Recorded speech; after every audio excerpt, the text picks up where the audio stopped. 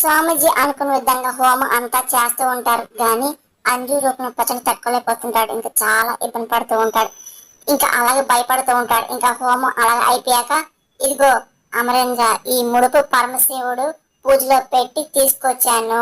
మీ ఇంట్లో ఏ దుష్టగ్రహాలు ఉన్నా బయటికి పారదోలుతాడు అని అంజుని చూస్తూ స్వామీజీ అంటూ ఉంటారు. ఆ మాట విన్న అంజు చాలా భయపడుతుంది. అనుకున్న విధంగా స్వామీజీ చెప్పినట్టే ఇంకా అన్ని అమర్ చేస్తూ ఉంటాడు. ఇదిగో ఈ హోమ భస్మాన్ని మీ అందరి నుదుటి మీద ధరించాలి అని చెప్పి స్వామీజీ అంటూ అందరికి పెడుతూ ఉంటారు.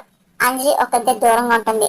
అంజలి పాప, నువ్వు కూడా వచ్చి ఈ భస్మాన్ని ధరించు అని స్వామీజీ అనగానే నాకు అసలు ఏ భస్మం వద్దు అని, నేను ఏ బొట్టు పెట్టుకోను అని చెప్పి అంజు అనగానే అలా ఎలా వదిలేస్తాము, నువ్వు భస్మాన్ని ధరించాల్సిందే అని బాగి అన్న మాటలకి ఇంకా ప్రచండ చాలా భయపడిపోతూ ఉంటాడు.